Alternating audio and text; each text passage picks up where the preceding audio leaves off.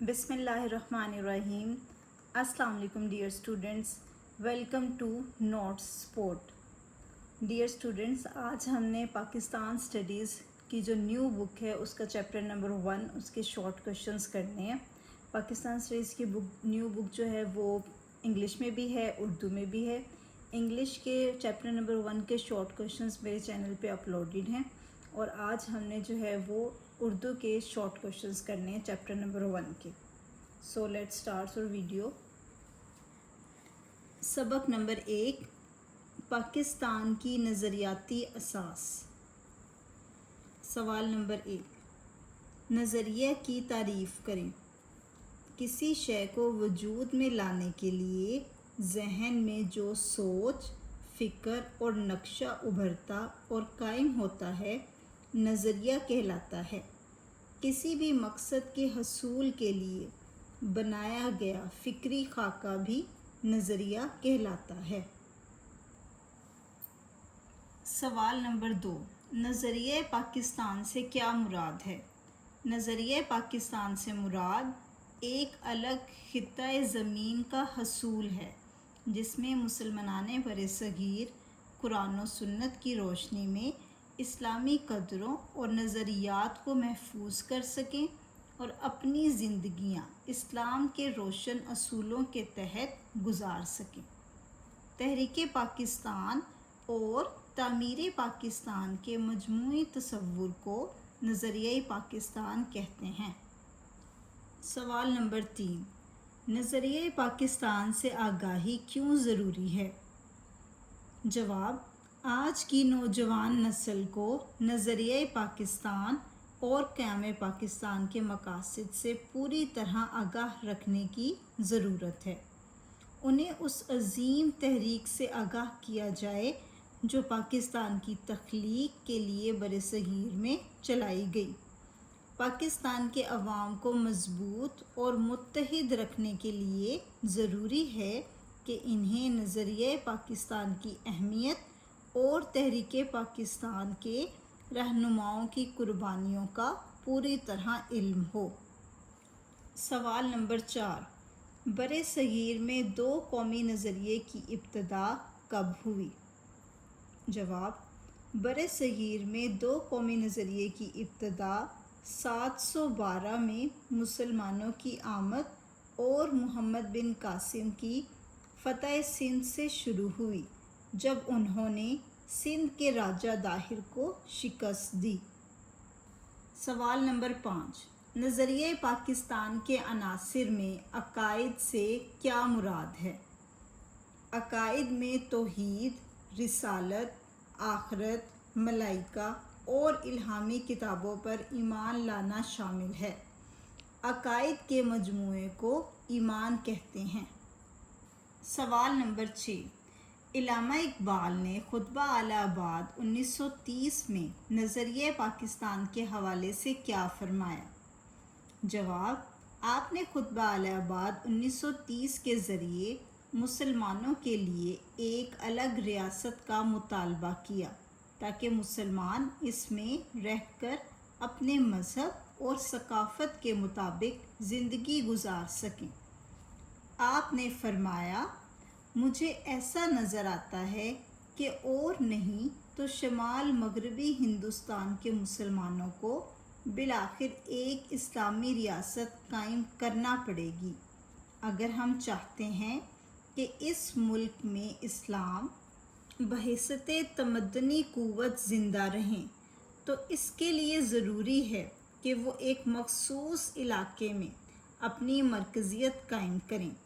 میں صرف ہندوستان میں اسلام کی فلاح و بہبود کے خیال سے ایک منظم اسلامی ریاست کے قیام کا مطالبہ کر رہا ہوں. سوال نمبر 7, عقیدہ رسالت سے کیا مراد ہے؟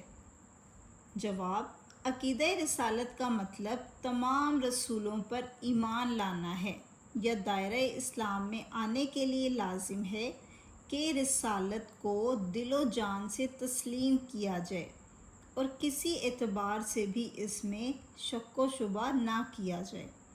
قرآن مجید اور اسوہ رسول صلی اللہ علیہ وآلہ وسلم کو سرچشمہ ہدایت ماننا اور حضرت محمد رسول اللہ کو اللہ تعالیٰ کا آخری نبی ماننا اور ایمان رکھنا کہ آپ کے بعد کوئی نبی نہیں آئے گا عقیدہ رسالت کا لازمی جز ہے، اور جو اس کا انکار کرے وہ مسلمان نہیں ہو سکتا۔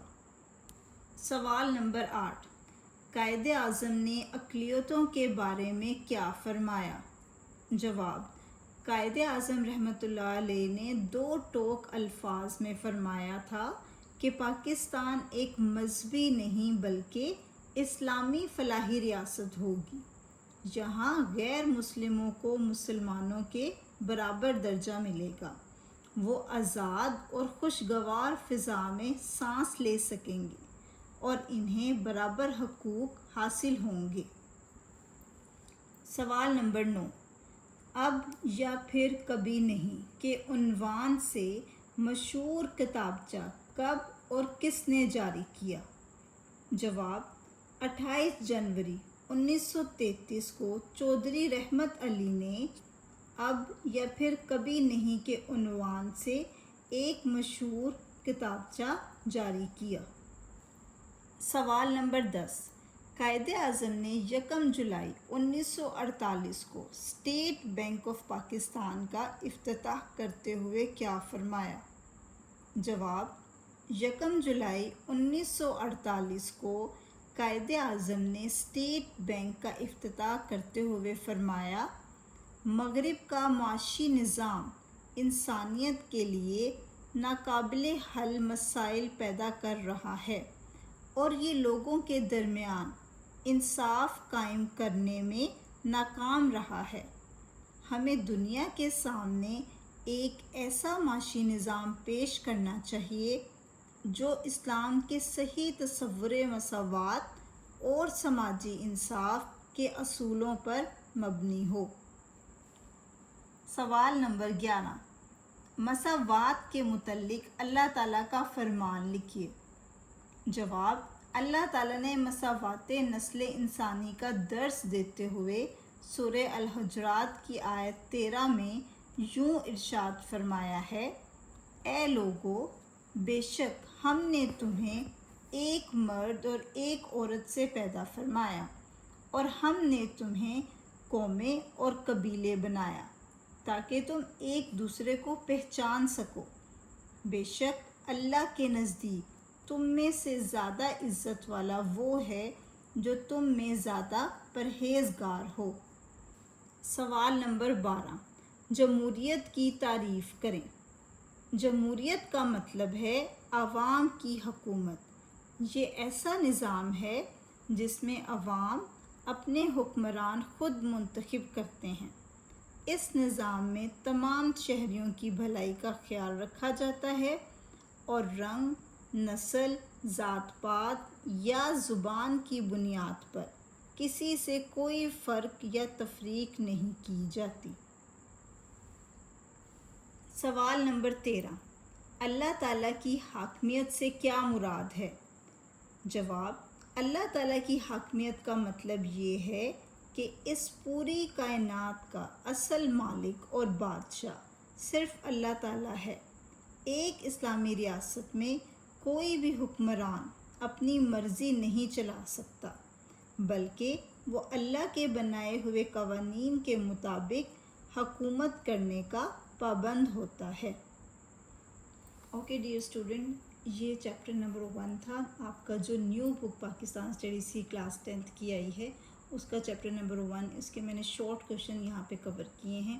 اسی طرح سے اس چینل پہ آپ کو تمام چیپٹرز کے جو نیو بک کے تمام چیپٹرز ہیں اس کے شارٹ کویشچنس، لانگ کویشچن، سب چیزیں آپ کو مل جائیں گی اور اس طرح سے نوٹس فارم میں ملیں گی تاکہ آپ ایزی وے میں اپنی کاپی پہ بھی لکھ سکیں اور ان کی لرننگ بھی کر سکیں۔ Make sure like the video and subscribe the channel. Thank you.